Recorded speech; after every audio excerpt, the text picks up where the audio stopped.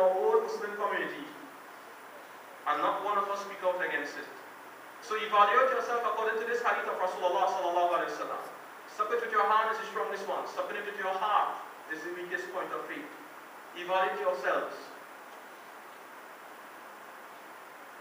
Yazid was this tyrant. In Yazid's time, people were drinking alcohol openly.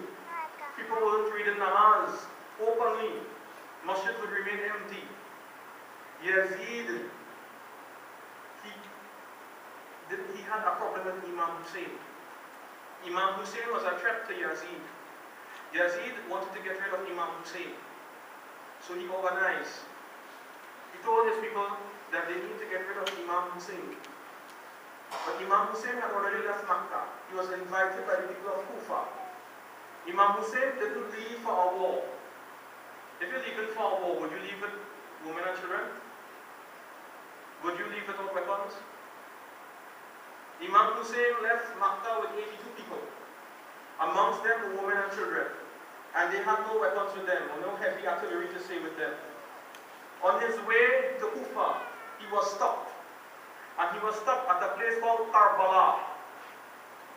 And before we continue, remember Karbala. One day Imam Hussein came to see Rasulullah sallallahu alaihi wasallam when he was a little child. But before he came to see Rasulullah sallallahu alaihi wasallam, the angel who was in charge of rainfall came to meet Rasulullah sallallahu alaihi wasallam. The angel asked Allah for permission to be in the presence of Rasulullah sallallahu alaihi wasallam. Allah subhanahu wa ta'ala granted permission to the angel that you have permission to go in the presence of Rasulullah sallallahu alaihi wasallam. The angel went in the presence of Rasulullah sallallahu alaihi wasallam, and when he came in the presence of Rasulullah sallallahu alaihi wasallam, Imam Hussein ran up to the Prophet sallallahu alaihi wasallam, and he sat on the lap of the Prophet sallallahu alaihi wasallam, and he kissed the Prophet sallallahu alaihi wasallam. The angel of rain said, "Do you love him?" Rasulullah sallallahu alaihi wasallam said, "Yes, I love him." He replied in the affirmative.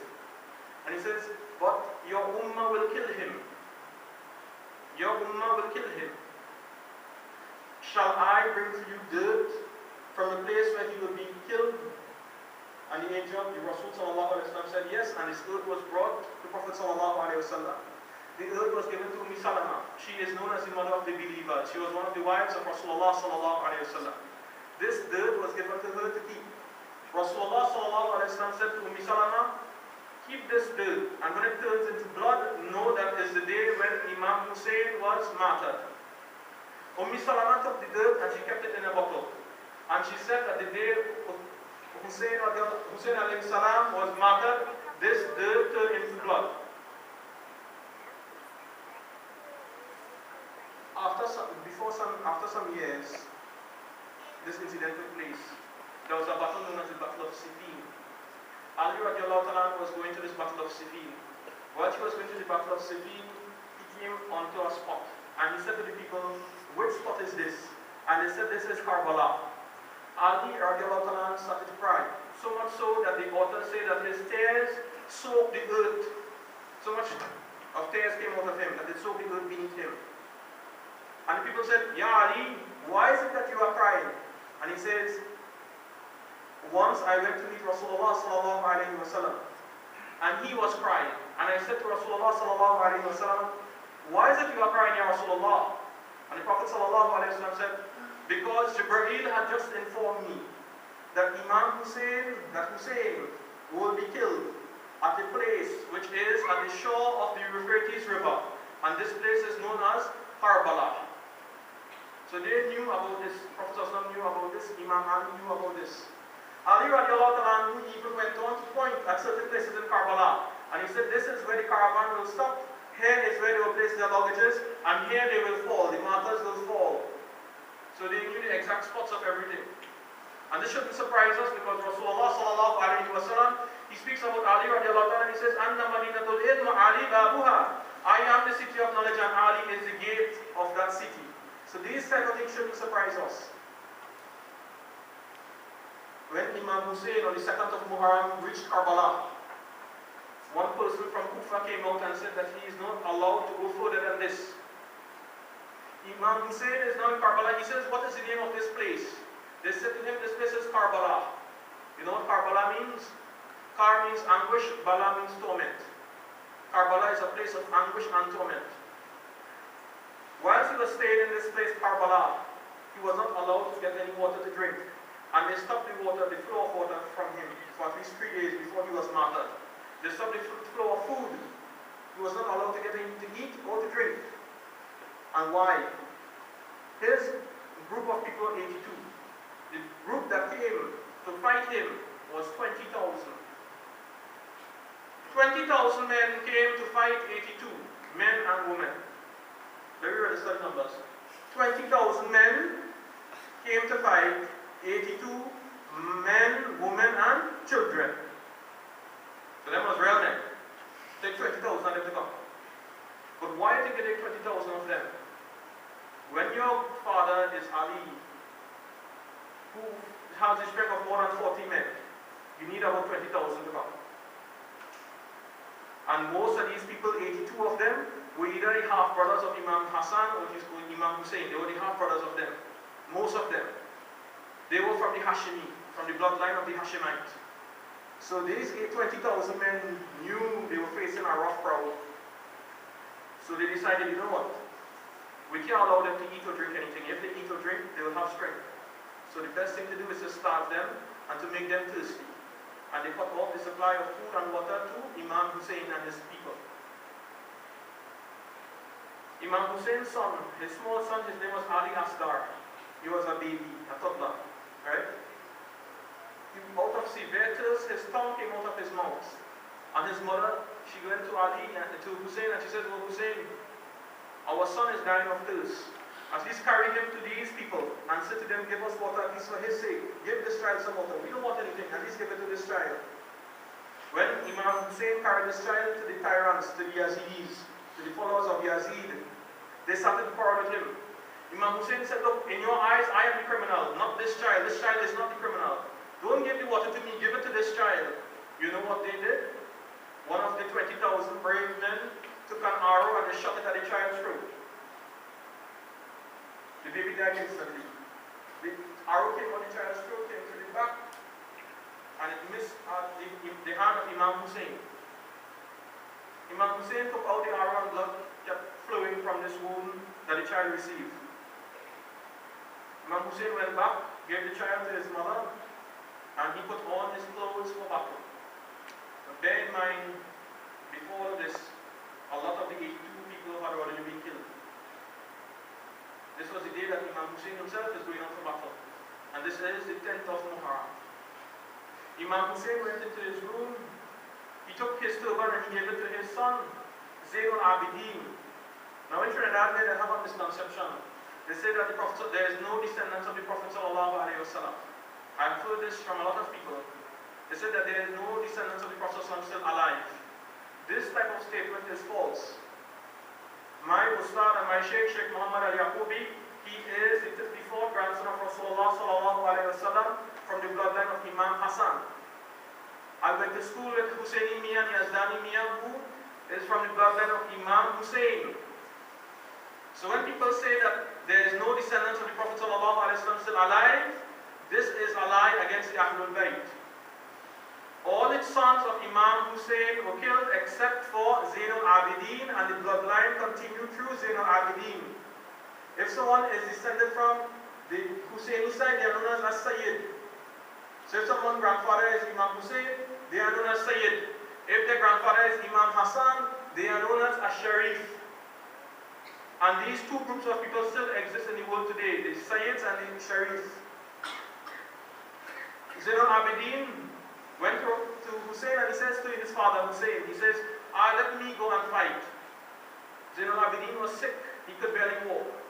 Imam Hussein says to Zainul Abidin, no, it is better you stay here and be the mahram of these women, because these were the household of the Ahlul Bayt. At least they will be safe with you. Imam Hussein took off his amama, his turban, and he placed it on the head of Zainul Abidin, his son. He went into there's a trunk, and in the trunk he had what we call tabarukat, or things which are blessed. He went into this trunk and he took out a turban that belonged to Rasulullah sallallahu alaihi wasallam and he placed it on his head. Then he took this shield of Hamza. Hamza We know about Hamza, the uncle of Rasulullah sallallahu alaihi wasallam, and he put the shield of Hamza on his back. Then he took the sword of Zulfikar, and he took the sword of Zulfikar and he held it around his neck. And he took the spear of Jafar at-Tayyar. Sayyidina Jafar at-Tayyar. Inshallah we'll talk about him on a later date. Time is not of the essence. And he went into battle. When they saw Imam Hussein coming, they said, no, who is this? And they started to mock Imam Hussein. When they started to mock Imam Hussein, you know Imam Hussein, he isn't taking that. So they go to Imam Hussein. This fellow, he says, my might is known amongst the Iraqis and amongst the Syrians. My might is known in Rome. I am infamous. He's not famous, eh? He is infamous. And he goes for Imam Hussein. Imam Hussein takes Zulfikar, and with one slice he cuts the person into half. This is the power of Imam Hussein.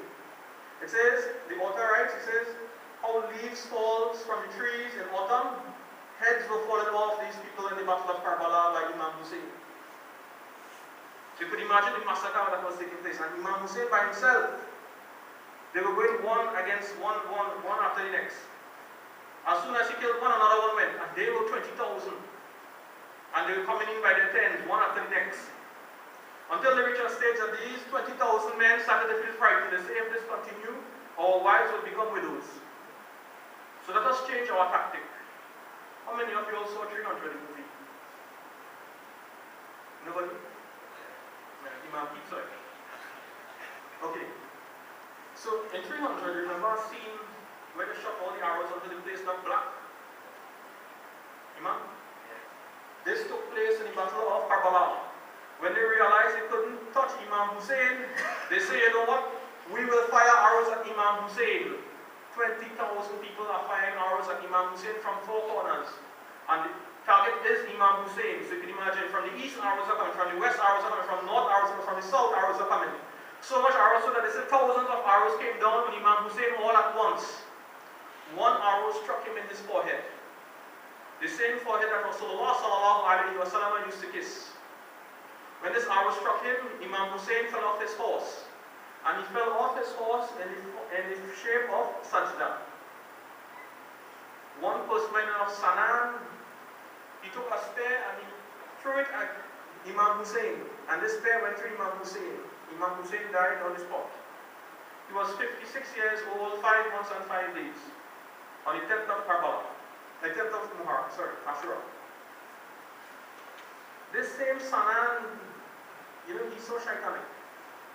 He killed Imam Hussein, he couldn't leave it like that.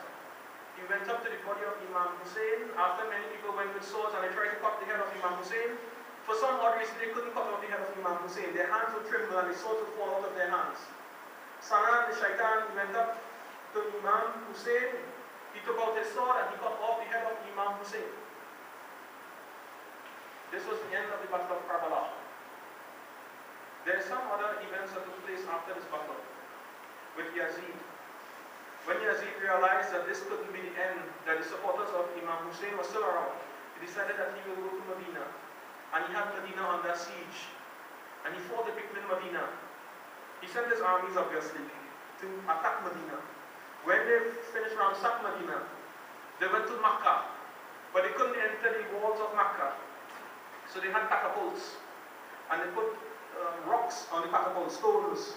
And they catapulted them into Makkah. Until they reached such a stage that they started to break down the Kaaba. These stones were hitting the Kaaba and it was breaking down the Kaaba. Inside the Kaaba itself, there was the horn of the ram that was slaughtered in place of Ismail alayhi salam. That horn was still kept in the Kaaba. What they also did, they took cotton and camphor and they lit it, and they flung this in as well. This cotton and camphor caused the horn that was from the ram or from the time of Ismail alayhi salam to be burnt, and this was destroyed forever. There's many other things, but this doesn't mean the Battle of Karbala. What we have learned from the Battle of Karbala, the Battle of Karbala has ended with the death of Imam Hussein. What have we learned? Even though you are few in number, you should still stand up for what is right. There will always be a battle between good and evil, between truth and falsehood, between darkness and light. There will always be this battle. And you have to make the decision which side you want to belong to. And this battle has been taking place from the time of Adam alayhi salam, from the sons of Adam alayhi salam, and it's continuing up to now. There will always be Hizbullah, the party of Allah, Hizb Shaitan, the party of Shaitan. It is for you to decide which party you want to belong to. No one is going to force you. This is up to you. This is a decision that you have to make for yourself. I would like to end off with a quote by Sheikh Muhammad Al-Nawawi. Sheikh Muhammad Al-Nawawi says, "It is better to die standing than to live on your knees." I don't know how many people understand that, but I'll repeat it again.